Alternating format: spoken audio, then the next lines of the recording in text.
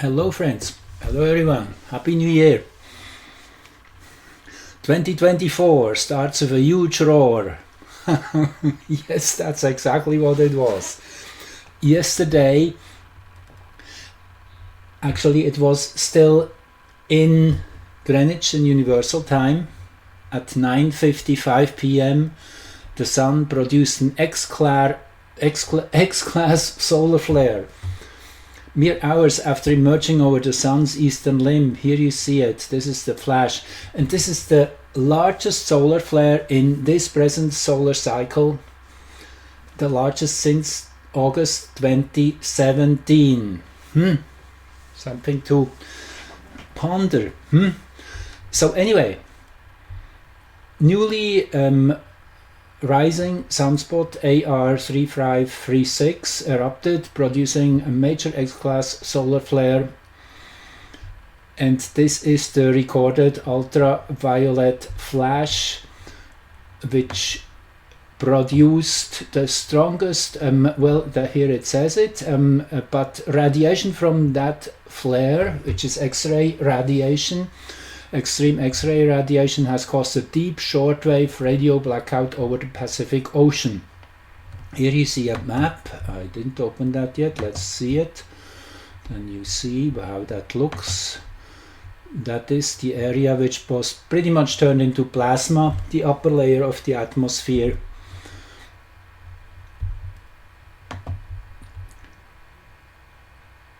And it says mariners and ham radio operators may have noticed a loss of signal at all frequencies below 30 megahertz for more than 60 minutes after the flare's peak.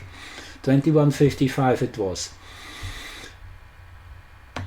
I did make a Facebook post on my Celestial Rhythms page, and I say this massive event magnifies a rather difficult moment in time, and we will get to that. Astrology definitely is the science which shows the quality of each moment, and this is a powerful insertion of energy which magnifies this moment, makes it puts really a stake in the ground. This is a reference point to be looking at through for a long time, again, as this is such a massive amount of energy which came in.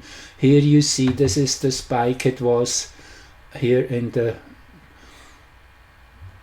this chart. I have the same here in the 7-day chart. Here you see it.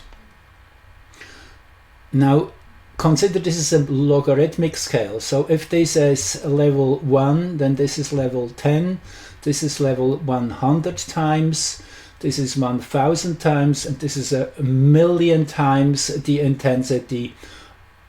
And then this is naturally about 5 million if we would start from the bottom line of 1 here at this level. So you see the enormity of energy which was poured into space, not squarely Earth directed, as you definitely can see here. It is going out on the eastern limb of the sun. You have to think of, we are here, that's where we are watching. This is Earth's position. That's from where this picture was taken. Here you see a bigger picture of that situation. That was actually taken 10 minutes after the maximum of the flare's output. And here on this screen we see the coordinates on the sun.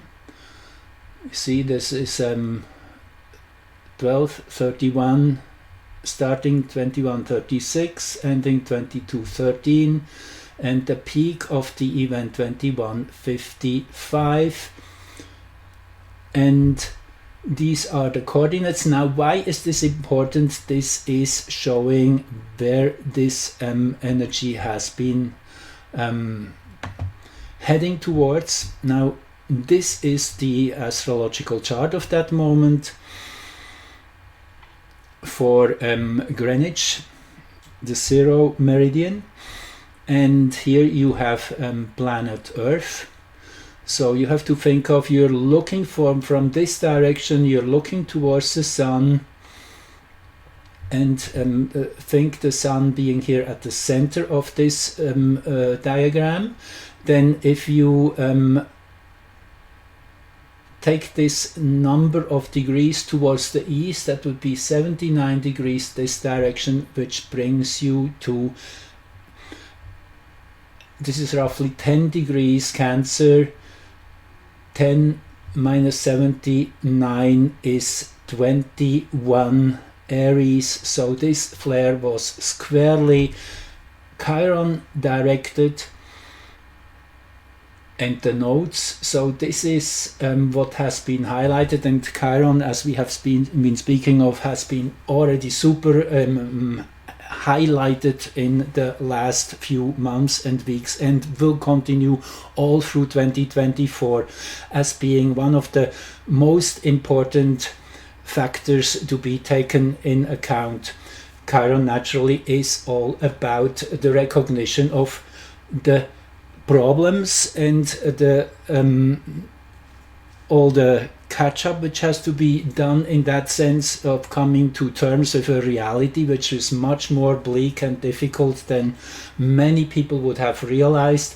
However, in recognition of what is going on, there will be the remedy naturally arising, the right thing to take action on, and to start really getting back into this sacred masculine which has been suppressed for so long, and which intentionally definitely has been manufactured in that direction, that people are losing their spine literally. So this is about to come back. This is what this year is all about. The dragon's energy, after all, don't forget that, although only really fully kicking in after the Chinese New Year on February the 10th.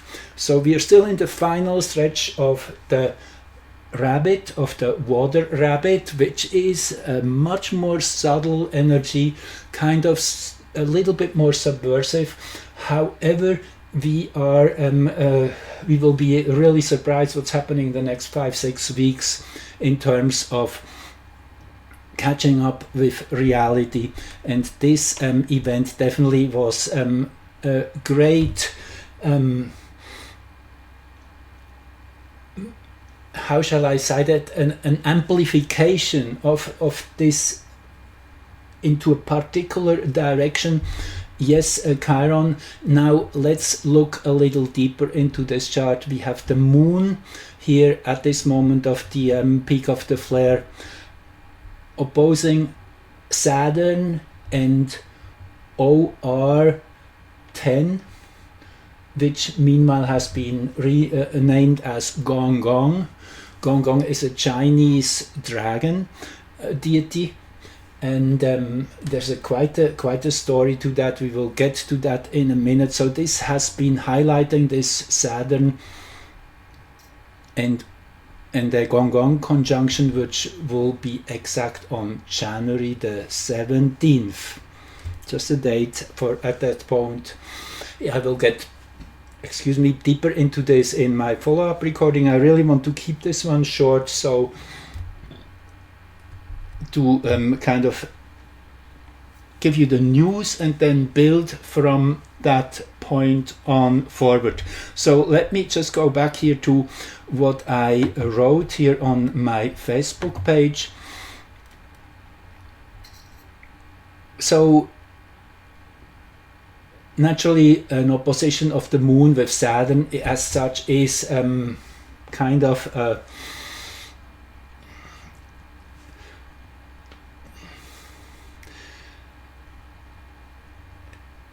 it's kind of a what's the best word here? It's waking up to a more grim reality. It's an emotionally difficult situation. Always when the moon and Saturn come together, it's kind of, you wake up out of a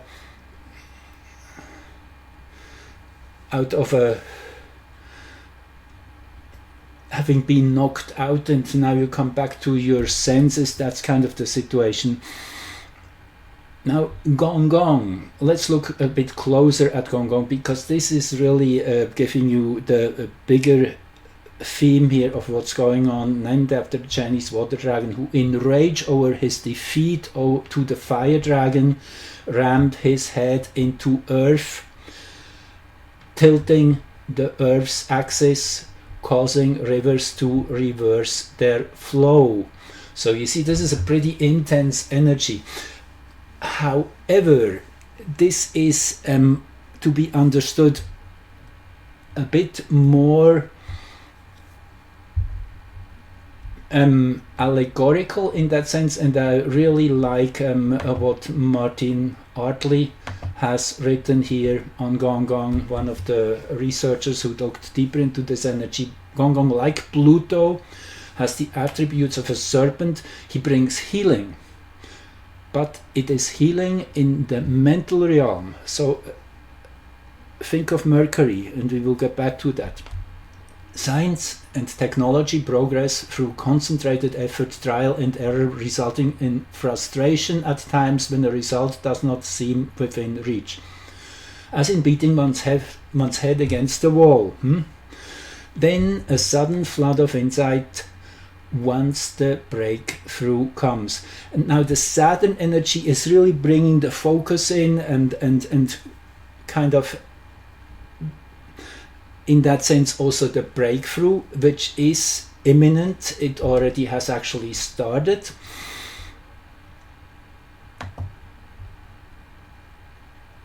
Saturn and Gong Gong, this will be their third conjunction in the last few months. In heliocentric astrology, actually they were joined in, let me show you this chart quickly. They were already joined on October the 7th, and we will get to all of this in my follow-up recording. But let's go back to this original chart of the flare, and this is the geocentric one again. There's a few other really intense alignments which were right at the helm, at the peak, around these times when the flare went off. One of them was Mars conjunct the galactic center. Galactic center at present is 2711 Sagittarius. You see, only 3 minutes past. So when whichever planet is at the galactic center is highly important to start with. It's actually channeling higher dimensional energy from the central sun, and Mars naturally is that sacred masculine which has to be awakened again, and not its contorted form, which is aggression and war and killing. All that has to go. We have to come back to the original way of using aggressive energy, which is in that sense of standing up to what is wrong.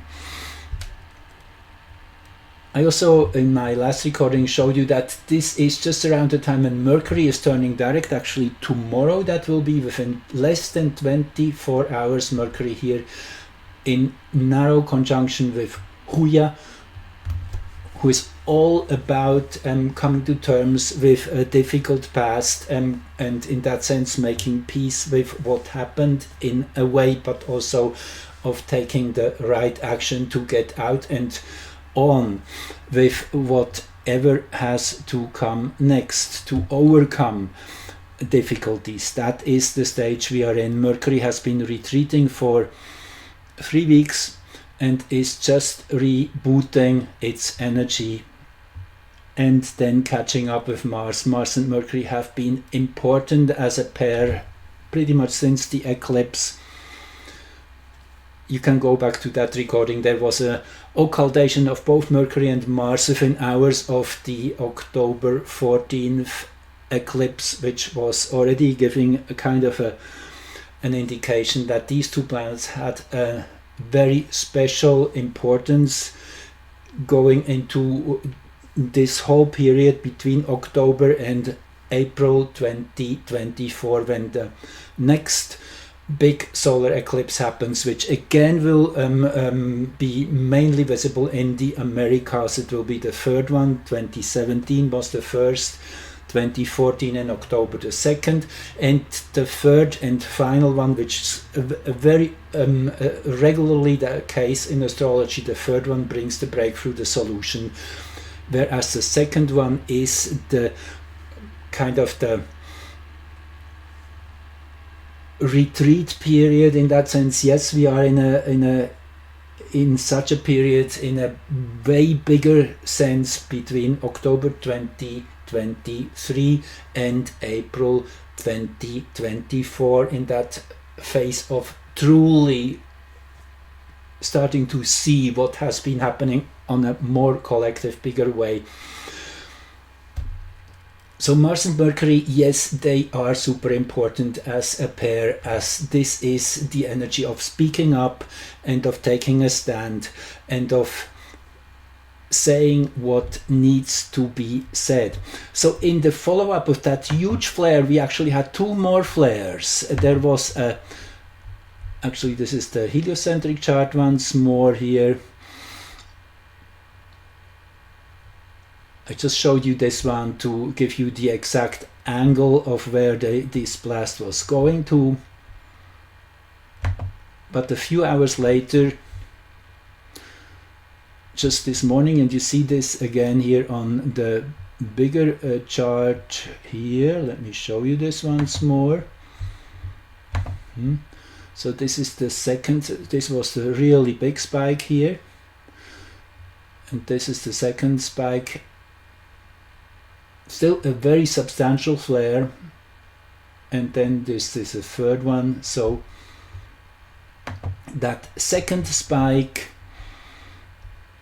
highlighted Arrokoth. I liked this a lot too, because Arrokoth is the one little Kuiper belt object which enables us to see the bigger picture. Whenever it is accentuated, we all of a sudden the whole panorama opens itself up and we can put the pieces of the puzzle together and see where it all integrates. It's kind of that sudden insight which is imminent, which does not need discussion, which is obvious. And again, Arrokoth has been strongly placed. It is squaring the nodal axis now for a few months already. Was dead on exact on the eclipse again of October 13, exactly squaring Sun and Moon. And has been squaring, is still squaring the nodal axis. So looking forward to January the 13th will be the exact conjunction. I highlighted that in my last recording. Please go back to that. That gives you the bigger picture of what is building up towards the April eclipse. The third one, the M4.7 flare, well, look at Chiron again here at the exact T-square point of the power axis of this chart. Still coming out of the hidden realm of the 12th house, but definitely at the very, very powerful node here in this chart. Just these are the two highlights. Then this also was around the time, naturally, when the moon was conjunct the black moon. The black moon is also an energy which takes us into the depths of what has not been seen. It is the place where the moon is farthest away from Earth, astronomically speaking. It is the deepest trench in the ocean where all the emotional, unprocessed stuff is kind of gathering. So whenever the black moon is accentuated, we are taken there. We cannot avoid looking.